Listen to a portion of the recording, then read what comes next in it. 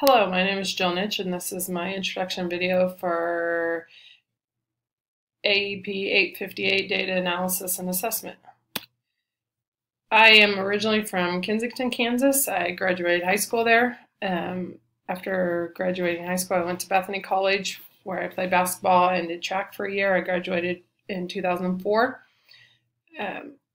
I moved out to Hugoton, Kansas and taught for 10 years, and now I'm currently the 5th through 8th health and physical education teacher at Liberty Middle School. Here at Liberty, I also coach middle school volleyball and middle school track.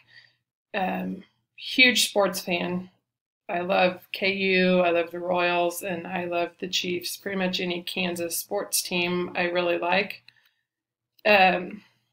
Critique of our district, we just started giving the NWEA MAPS test. At a school I previously taught at, we had been giving it for several years before I left there. Now we use that MAP test to drive our Tier 2 time, which is during our DEAR time, where our English and language arts and math teachers can pull kids in based off of their MAP test data. We'll also be using that data to look at placing kids in classes next year, whether they need remedial classes or look at putting them in advanced classes.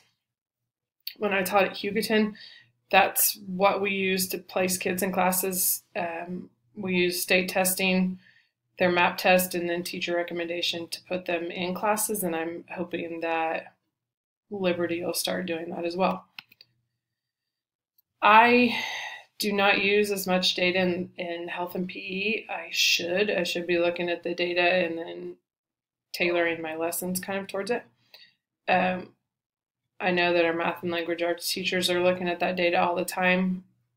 After looking at state assessments last year, they added an extra math class because they felt like there were certain standards that they were not hitting with their math curriculum.